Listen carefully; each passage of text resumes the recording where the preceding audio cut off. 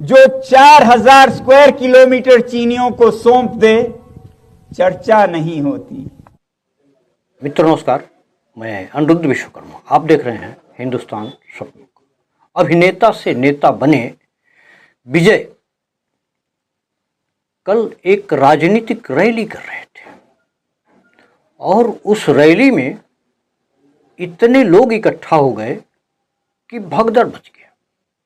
भगदड़ के दौरान अभी तक लगभग 40 लोगों की मौत हो चुकी है, सैकड़ों लोग घायल हैं। इतनी बड़ी घटना पर राष्ट्रपति से लेकर के प्रधानमंत्री तक जो अभिनेता से नेता बने हैं विजय, उन्होंने भी दुख प्रकट किया है। लेकिन अब दुख प्रकट करने से और मुआवजा देने से क्या फायदा होगा? जब भी आप भीड़ का हिस्सा बनेंगे, बेमौत मारे जाएंगे। तमिलनाडु के करूर में एक्टर विजय की रैली में शनिवार शाम को भगदड़ मच गई। इसमें 40 लोगों की मौत हो गई। मरने वालों में कुछ बच्चे भी शामिल हैं। तमिलनाडु के स्वास्थ्य मंत्री एम.ए. सुब्रमण्यम ने इस बात की जानकारी दी। हादसे में 40 लोगों की मौत की सूचना है। जानकारी के मुताबिक अभिनेता से नेता बने विजय की पार्टी तमिलगा वेट्री कजगम यानी टीवीके की रैली में बड़ी संख्या में लोग इकट्ठे हो गए। विजय के भाषण के दौरान भीड़ बढ़ने से भगदड़ मच गई। भीड़ में फंसने से कई लोगों की सांस लेने में दिक्कतें होने लगी। कई लोग और कार्यकर्ता बेहोश होकर के जमीन पर गिरने लगे। हालात बिगड़ते देख विजय ने भाषण को रोक दिया, लोगों से शांति बनाए की अपील करने लगे। मित्रों, इसके पहले एक फिल्म आई थी पुष्पा 2, आप लोगों ने देखा होगा। उसके हीरो हैं अल्लू अर्जुन और उसकी अभिनेत्री रश्मिका मंदाना, जो बिहार के पटना में अपने फिल्म के प्रमोशन के लिए गए। वहाँ भी काफ़ी भीड़ हुई। लेकिन जब फिल्म थिएटर में लगी तो अल्लू अर्जुन वहाँ खुद उपस्थित रहे। उनके थिएटर में उपस्थित होने के कारण भीड़ इस कदर बढ़ गई कि भगदड़ मच गया। और उस भगदड़ के दौरान थिएटर में एक की मौत हो गई। मुआवजे के रूप में अल्लू अर्जुन ने उनके परिजनों को 2 करोड़ रुपए की धनराशि दिया। सोच सकते हैं, इस तरह की घटनाएं चाहे धार्मिक स्थल हो या राजनीतिक रैली हो, निश्चित ही होता है। आपने कुंभ में देखा होगा, भगदड़ के दौरान सैकड़ों लोगों की मौत हो गई। मौत के आंकड़े छुपाए गए। आप यह भी देखे होंगे कि कथा के दौरान, प्रवचन के दौरान भी भगदड़ें मची। शिव महाराज की कथा के दौरान कई सौ लोगों की मौत हो गई और शिव महाराज के ऊपर कोई कार्रवाई नहीं किया गया, कोई कानूनी कार्रवाई नहीं किया गया, उनको बाइज्जत बरी कर दिया गया। तो इस तरह से जब भी आप भीड़ का हिस्सा बनेंगे तो बेमौत मारे जाएंगे। एक सोशल यूजर बड़ी अच्छी बात लिखे हैं। उन्होंने लिखा है कि राजनीति या अष्टरडम के चक्कर में आम जनता की जान बार बार दांव पर लग रही है, इसका जिम्मेदार कौन? मित्रों, लेह में 24 सितंबर को हिंसा हो जाती है। सोनम वांगचुक जो पर्यावरणविद हैं, उनकी 4 मांगें विगत 5 सालों से चलती आ रही हैं। गृहमंत्री ने उन मांगों को मानने की बात भी कही थी, लेकिन 5 साल गुजर जाने के बाद डॉक्टर सोनम वांगचुक बार बार धरना प्रदर्शन करते रहे। उनकी महत्वपूर्ण 4 मांगे हैं। लद्दाख को पूर्ण राज्य का दर्जा दिया जाए, 6ठी अनुसूची के तहत संवैधानिक सुरक्षा, कारगिल और लेह अलग लोकसभा बनाया जाए, सरकारी नौकरी में स्थानीय लोगों की भर्ती में वरीयता दी। इन 4 मांगों को लेकर के विगत 5 सालों से भूख हड़ताल से लेकर के कई बार धरना प्रदर्शन करते हैं। सरकार वायदे को करके भूल, अब 24 सितंबर को हिंसा भड़क उठी। जो इनके समर्थक थे वो काफी गुस्सा हो गए और उन लोगों ने बीजेपी के दफ्तर को फूंक दिया, सीआरपीएफ की गाड़ियों को आग के हवाले कर दिया। इसमें 4 लोगों की मौत बताई जा रही है, लगभग 80 लोगों के घायल होने की सूचना है। अब डॉक्टर सोनम वांगचुक को गिरफ्तार कर लिया गया, शुक्रवार को गिरफ्तार किया गया। उन्हें लद्दाख से एयरलिफ्ट करके राजस्थान के जोधपुर लाया गया, जहां जोधपुर के सेंट्रल जेल में उनको बंद कर दिया गया। बंद एनएसए की धारा लगा करके बंद की गई। एक जो सबसे महत्वपूर्ण और सोचने की बात है कि जो लद्दाख के डीजीपी हैं एसडी सिंह जामवाल ने शनिवार को कहा कि सोशल एक्टिविस्ट सोनम वांगचुक का पाकिस्तान इंटेलिजेंस ऑपरेटिव के एक सदस्य से संपर्क था। डीजीपी एसडी सिंह ने यह भी कहा कि डॉक्टर सोनम वांगचुक पाकिस्तान के न्यूज़पेपर डॉन के एक इवेंट कार्यक्रम में शामिल भी हुए थे। इसके अलावा वो बांग्लादेश भी जा चुके थे। फिलहाल इन सभी मामलों की जांच हो रही है। उनको राष्ट्रीय सुरक्षा कानून यानी एनएसए लगा करके जेल में ठूस दिया गया। उनकी उपलब्धियों को अगर गिनाई जाए और उनके मेडल के फहरिस्त को अगर गिनाई जाए तो काफ़ी लंबी फहरिस्त है। मैं संक्षेप में बताऊं कि 2021 में सोनम वांगचुक ने भारतीय सेना के लिए सौर ऊर्जा से चलने वाले टेंट को विकसित कर दिया। उन्होंने ऐसे टेंट बनाए जो रात होते ही न केवल रोशन हो जाते थे बल्कि भीतर से गर्म भी रहते थे। प्रत्येक टेंट में लगभग 10 सैनिक रह सकते थे। लद्दाख का तापक्रम -0 डिग्री से कम होता है। ठंड में भारतीय सेना ठिठुर करके ड्यूटी करती है, काफी दिक्कतों का सामना करना पड़ता है। ऐसे में उन्होंने वैज्ञानिक विधि से एक ऐसे टेंट का आविष्कार किया जिसमें +15 डिग्री का तापक्रम होता है, जिसमें भारतीय सेना रहती है। 5 सितंबर 2019 को आर्टिकल 370 खत्म कर दिया गया था। उसके बाद जम्मू कश्मीर केंद्र शासित प्रदेश बना। इसी तरह लेह और कारगिल को मिलाकर लद्दाख केंद्र शासित प्रदेश बना।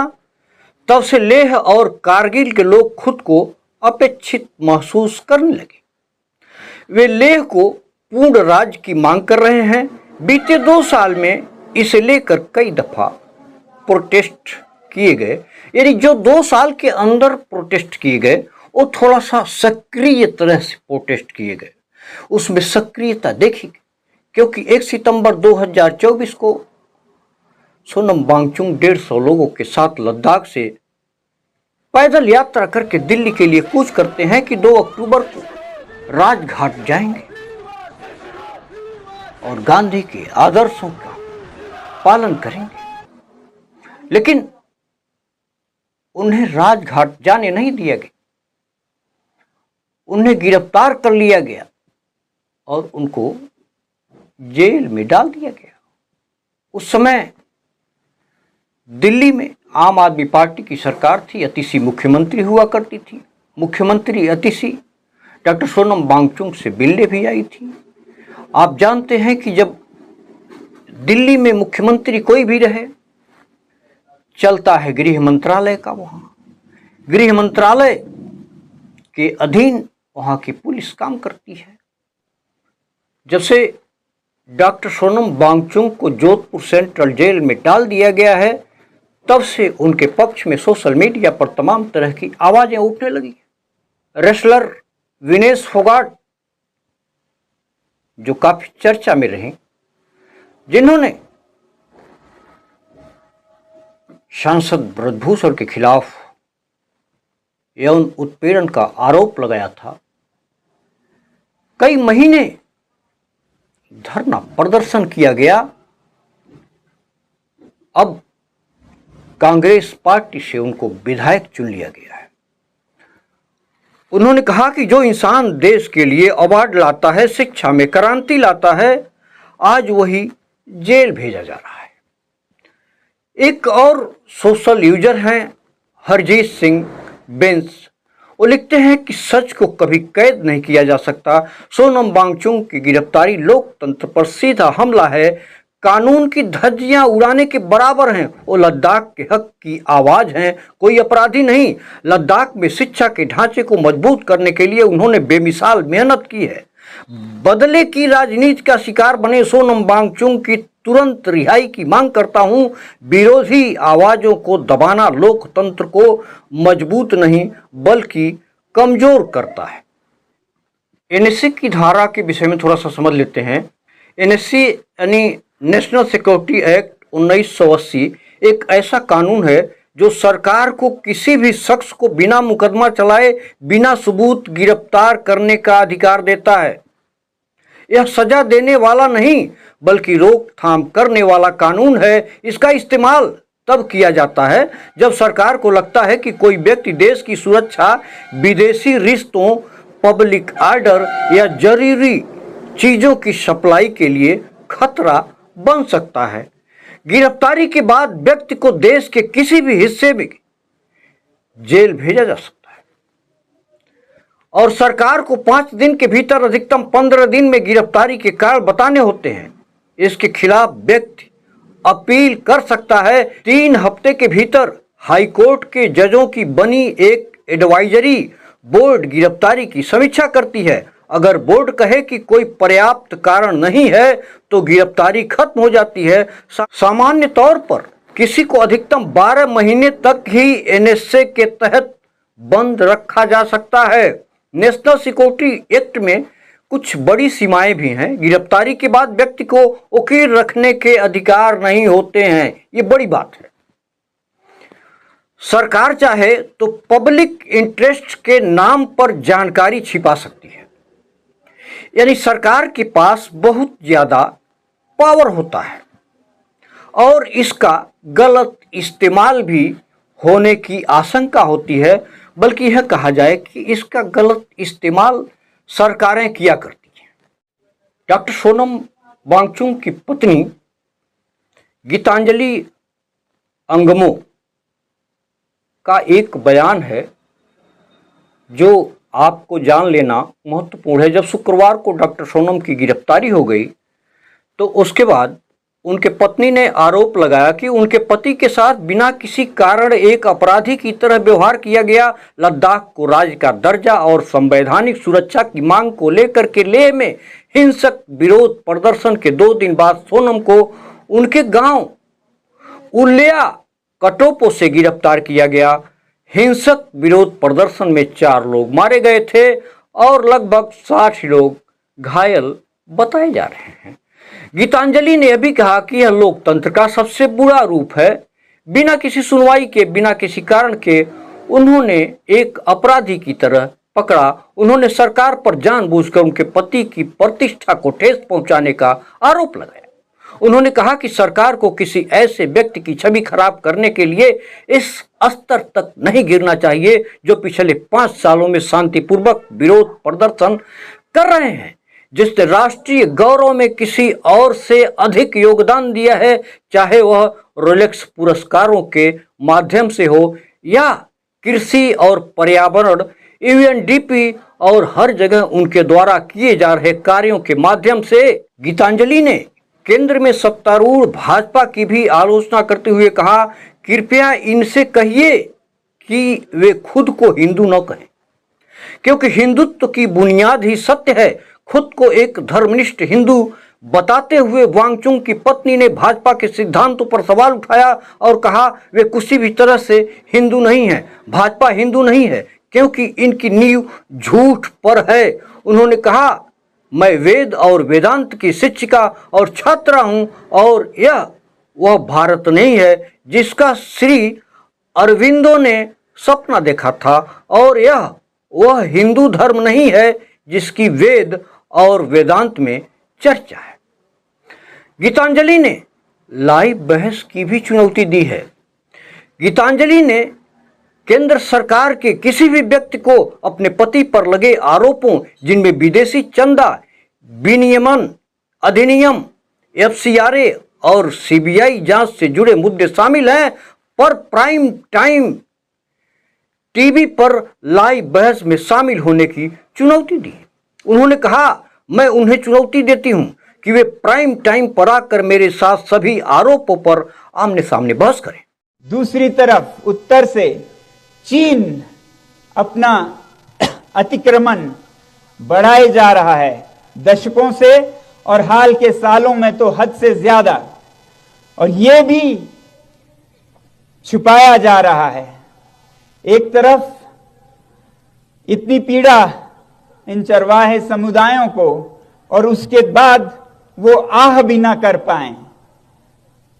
अगर वो आह करें, अगर कोई कहे कि यहां पर जमीनें गई हैं हमारे जमीनों को बचा नहीं पाए हैं, तो उनको कभी देशद्रोही, कभी उनको धमकियां दी जाती हैं। मित्रों, दिल्ली में Sharda institute of Indian management के डायरेक्टर स्वामी चैतन्यानंद सरस्वती उर्फ पार्थ सारथी आज गिरफ्तार कर लिए गए। उनकी गिरफ्तारी आगरा के एक होटल से की गई है। उनके ऊपर आरोप है कि 17 छात्राओं के छेड़छाड़ सहित और भी कई यौन उत्पीड़न के आरोप उन पर लगाए गए। तो कुल मिलाकर के ये जो स्वामी बन के बैठे हुए हैं, पीठाधीश्वर बन के बैठे हुए हैं, ये इतने बड़े करप्ट हैं कि आए दिन इनके ढोल के पोल खुलते रहते हैं। बाबा राम रहीम से लेकर के आसाराम तक का इतिहास है। ये महिला उत्पीड़न करते हैं, महिलाओं का यौन शोषण करते हैं, सेवा भाव के नजर से यह अपना इंस्टीट्यूट और यह अपना केंद्र नहीं चलाता। मित्र, इसी से अपनी बात समाप्त करता हूं। नमस्कार, जय।